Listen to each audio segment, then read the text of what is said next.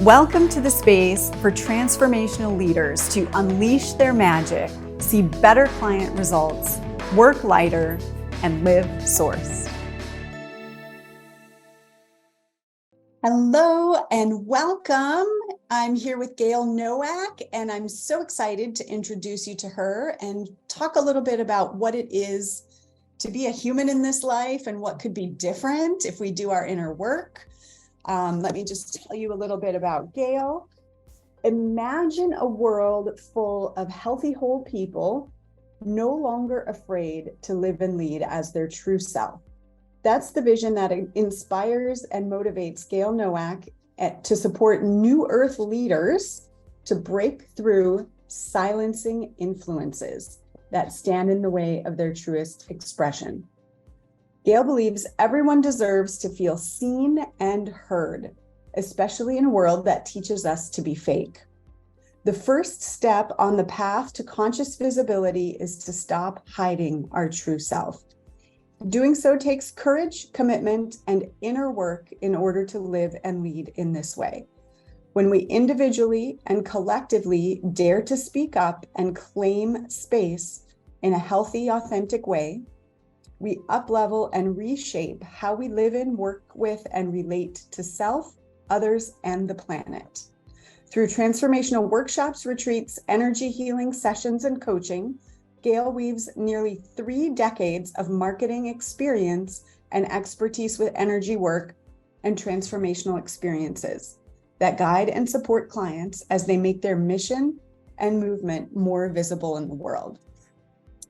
So Gayle, as I'm introducing you and I'm thinking about, your past life as a PR expert and writer and, creator of all kinds of press and media in the world, I wanted to bring that forward. Like, how has that influenced you in your mission to help people actually be themselves?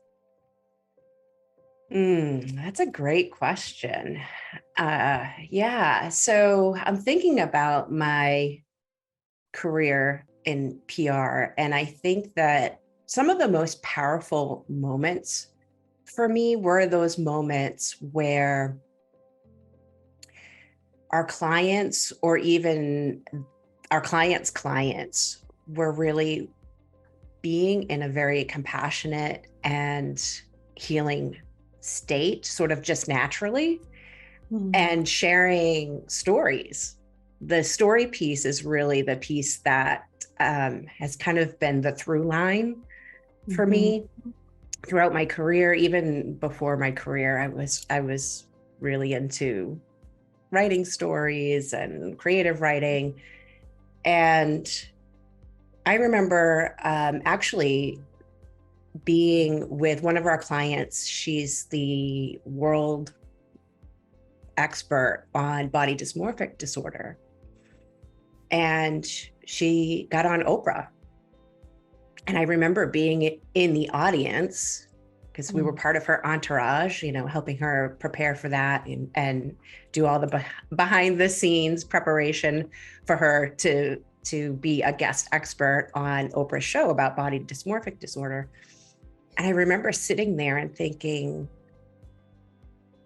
wow, these guests who are on the stage who are suffering with this and are able to talk to this doctor who's an expert and who has very limited capacity, right?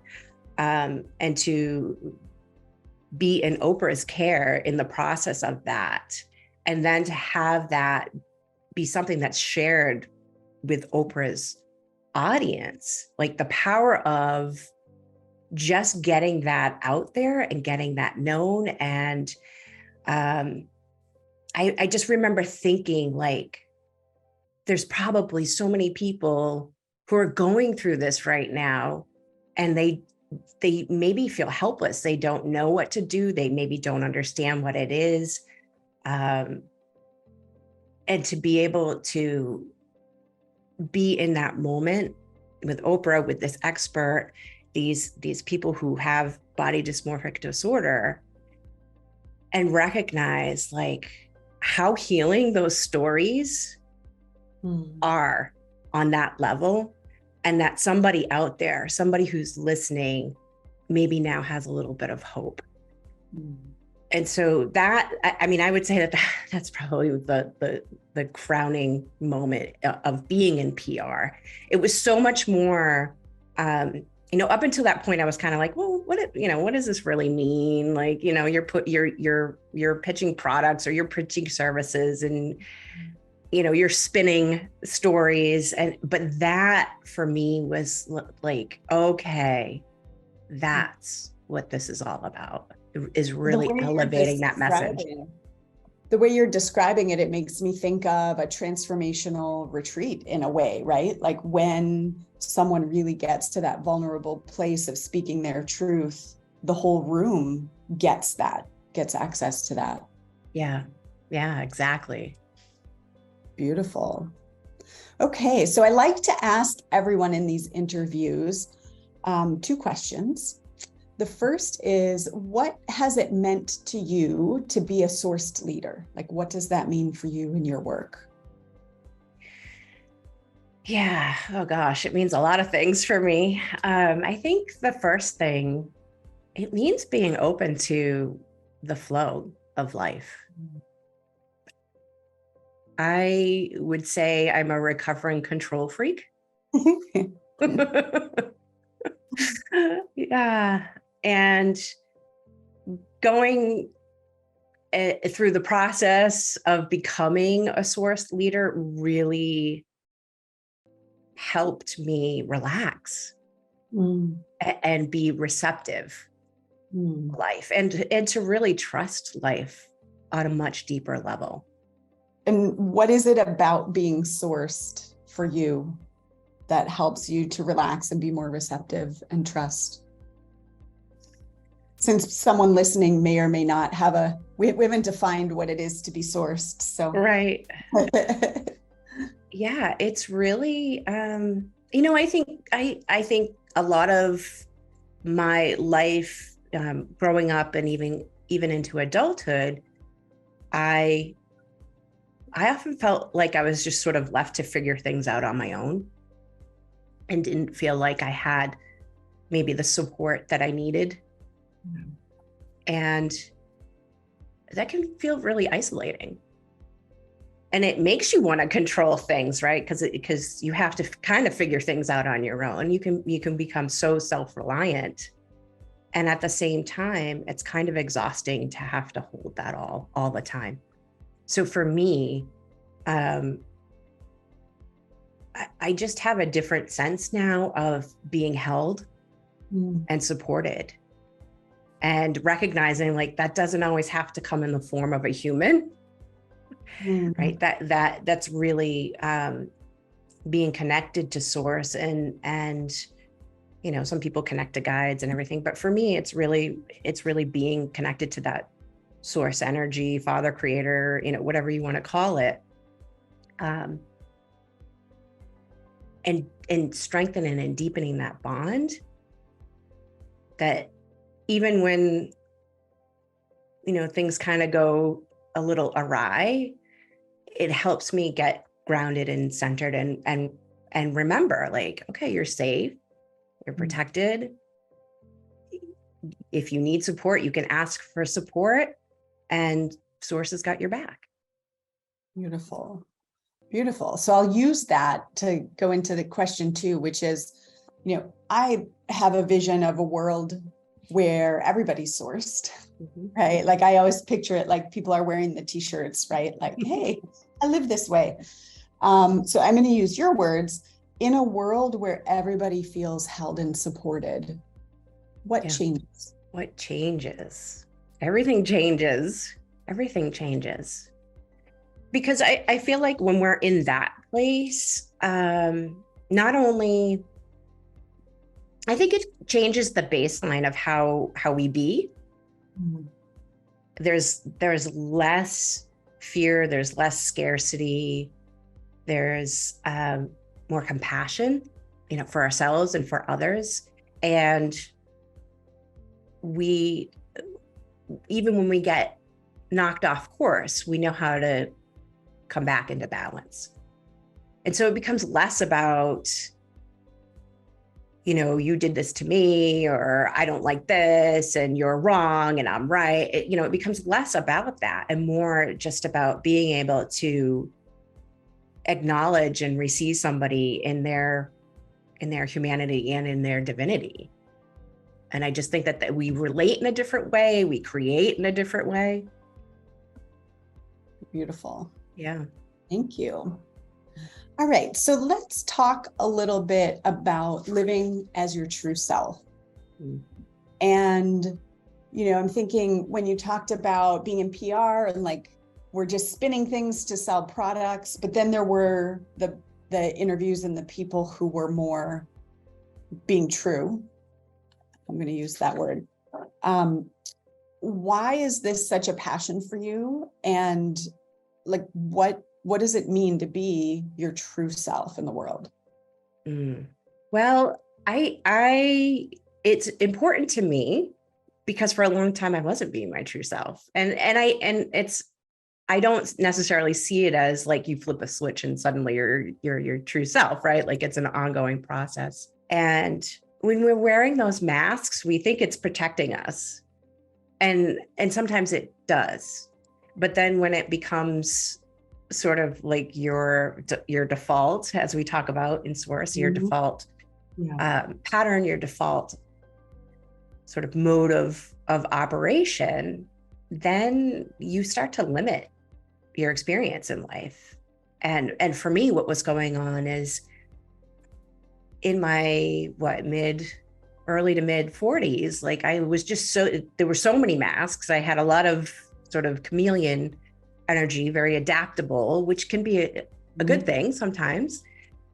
But it really left me feeling empty inside. And relate to being adaptable. Yeah. And not feeling alive, and it really, I didn't know it at the time, but it really came down to like, oh, I'm being all, I thought I was being authentic. And I think on some level I was, but I was also being all the things that other people wanted me to be. Because I thought that that's what would make them happy. I find we don't really know the parts of ourselves we don't know until we know them. Right. We're doing our best. Right. Yeah, exactly. And so what would you say to someone who, wants to be more themselves, wants to be more and, be less in that trying to figure out what people want? What's your advice around that? Yeah. My advice around that really comes from my own experience. So I think you can get there in different ways. And I think the biggest shift for me came from really recognizing that my voice matters, my needs matter, my feelings matter.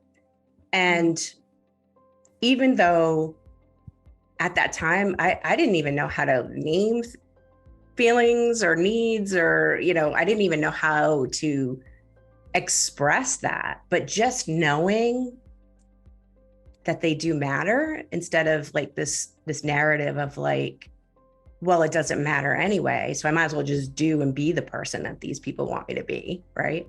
There has to be like this catalyst, I think, to kind of shake up and help you release your attachment to that pattern. This idea of like, it doesn't matter anyway versus my needs matter. Like, how do you help someone wrap their mind around that? Because I'm thinking in the world, I might think, well, my needs just take up space, right? They might bother people. They might get in the way, tone it down. So if it's true, my needs matter, why is that true? Because we're here.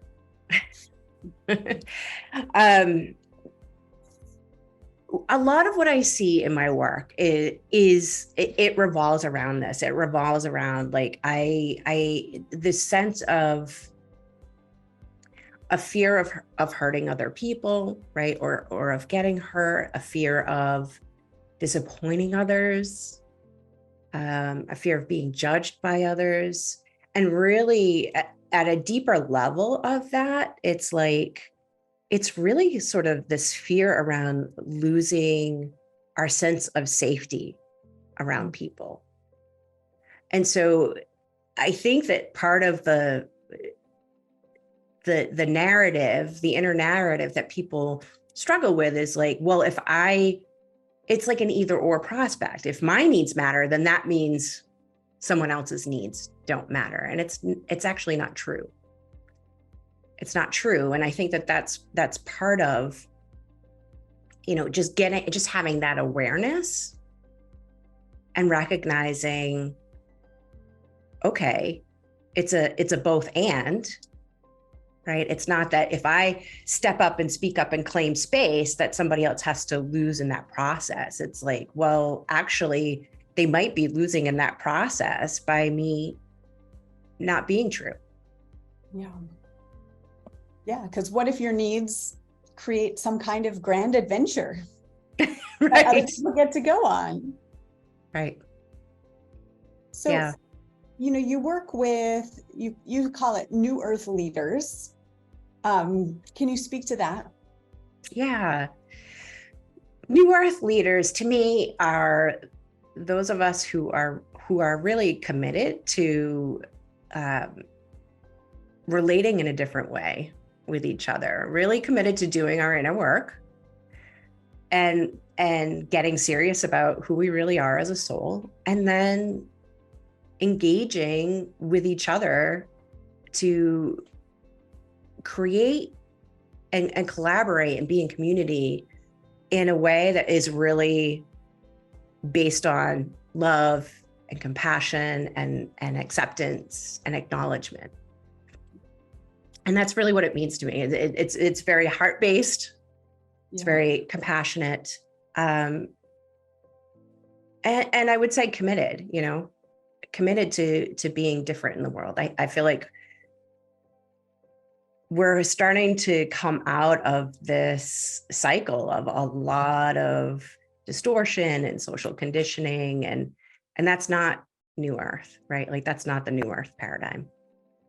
When you're working with these leaders and they're coming to you and they've gotten different advice out there in the world, I know you've gotten lots of advice, I've gotten lots of advice. What's one piece of advice you've heard about success that you disagree with? The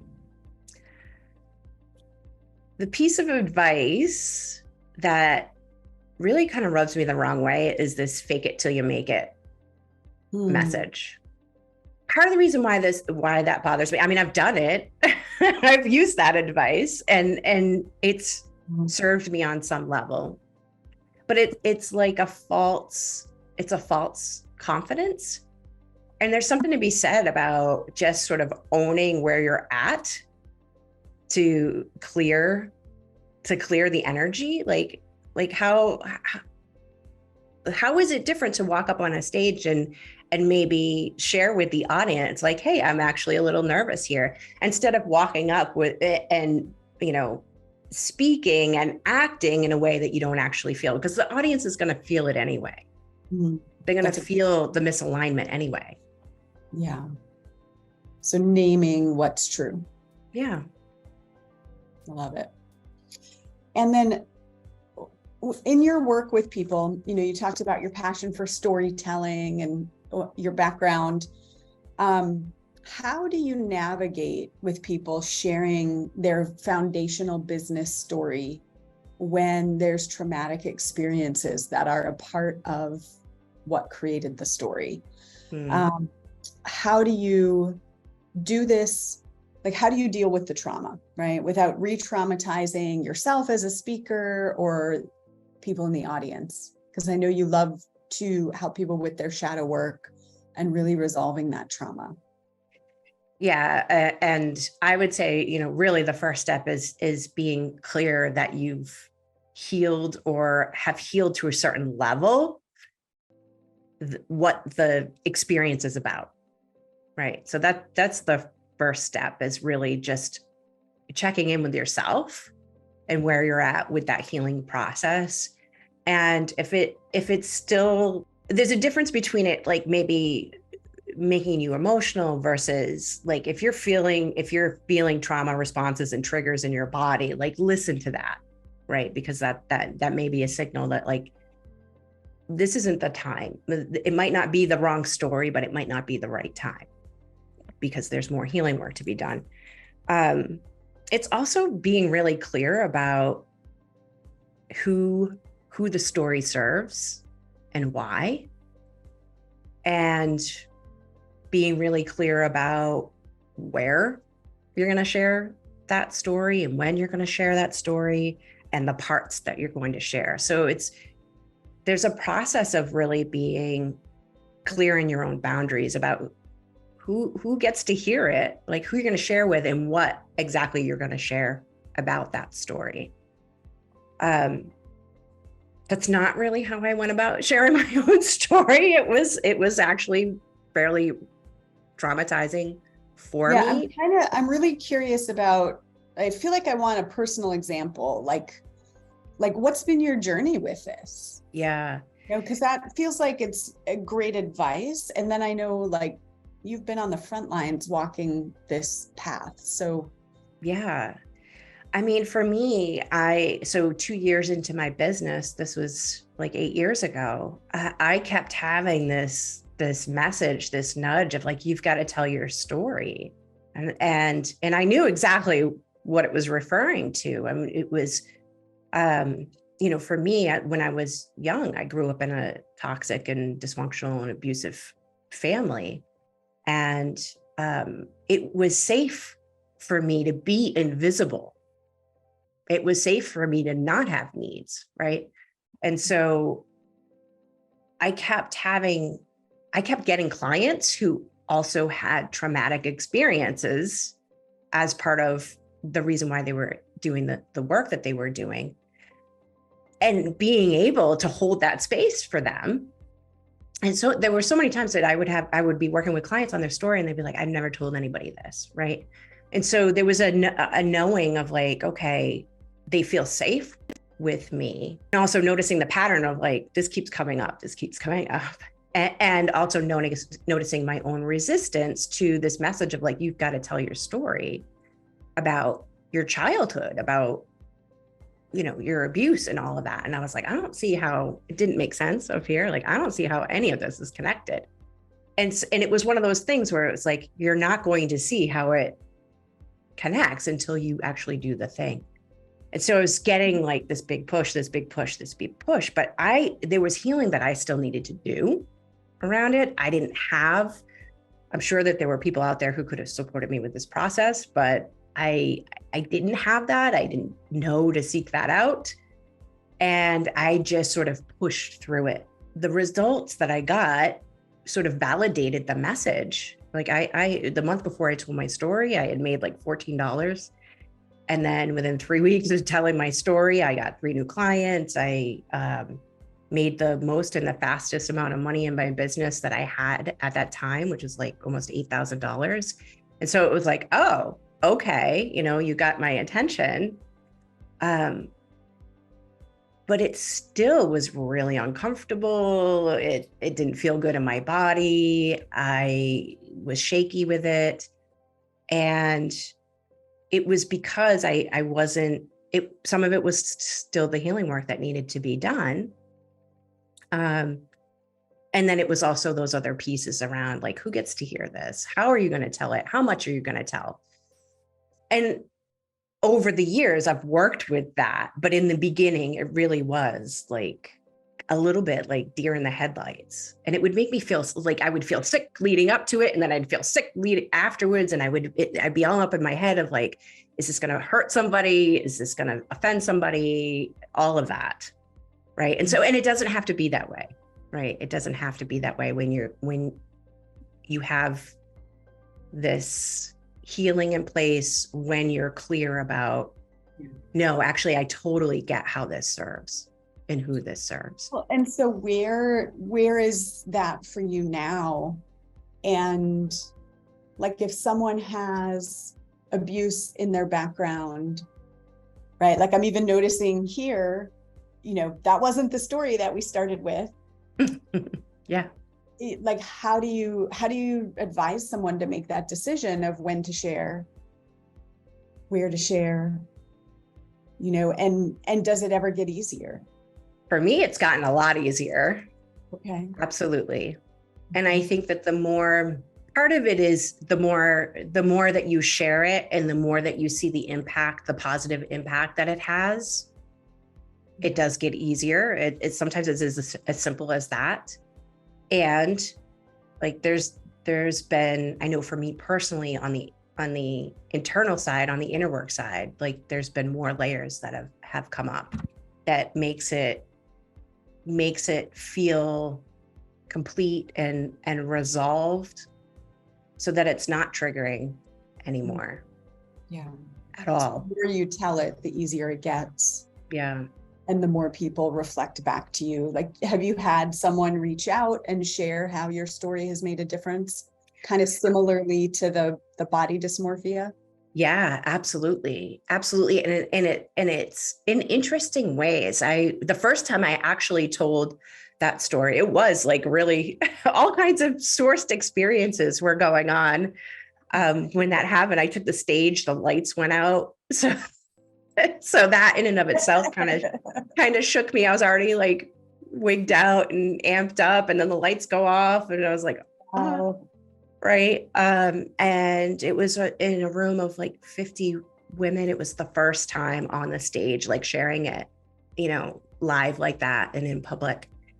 And it was at a 2-day event. And there was a woman, a lot of people reflected right in that moment after I got off the stage. But there was this one woman in particular, like it always amazes me, like what it opens up for people and how. She talked to me afterwards, but then we connected over the weekend after the event. And she said, I had a speaking engagement the next day. Mm-hmm. And I had never really, she's a lesbian and she had never really talked about that. She goes and speaks at schools, middle schools, high schools. And she was like, I've never really been comfortable necessarily sharing that publicly. And I did this time. And part of it was like, kind of, I'm coming out with this abuse story. She's coming out with, her sexuality in a public way. When I first came out, I had a talk and I knew this was like the most alive thing I could talk about. I had a breakout session scheduled at a big event, and I made a slide, and there was a point in the talk where I was like, okay, here's where I'm going to share this story. And it was really a story about kind of getting this signal from the universe and following it. But for me, it happened to be about my sexuality. And so I put this slide, nobody would have known what it meant. It was a cue for me, like, I'm either going to say this here or not. And I knew it was there. It was like, probably a third of the way in. And so I'm just like giving the talk, but the whole time I'm thinking about this slide is going to come up and I'm going to have to make this decision. And what am I going to do? Am I going to say it? Am I not? But I gave myself the out. And then I did end up sharing, and it was really helpful for people. And I didn't know, same thing. It's like, well, how is this actually connected? Yeah. And what percent of people are going to have a similar story? Very few. But it helped people to start to think about their own places where they weren't honoring what was true for them. Yeah, exactly. And so the other piece of that story, of her sharing that story, God, just thinking about it, it still kind of gets me a little bit. She said that there was I think it was 7th graders that she was talking to. And she said that there was a boy who came up to her afterwards. And he said, oh my God, I'm going to get emotional. He said, up until this point, I really don't like gays, but I really like you. Mm. And it was like that, that moment where that it's influencing, Mm. it's changing hearts and minds, right? It's creating a safer place for people to be themselves. Yeah. Yeah. And coming back to where you started about kind of being control freak, if we're trying to control how people respond and what they think and what it does, we miss that opportunity to open hearts and minds. Right. Because we have no idea really how it's going to land. Yeah. Yeah. And to go back to the New Earth leaders, like, I think that's really kind of the mission, is to open hearts and minds. Yeah. And to tie it back to really being sourced or held and supported, like, if you got the message, tell your story, right? Can you just trust that that's the message? Right. Exactly. Beautiful. So Gayle, I know you have a gift for people. Do you want to tell them a little bit about Talk to Your Heart? Yeah. So I have a Talk to Your Heart meditation and assessment. And so this is really, it helps you connect to your heart energy. So I know that was really something that was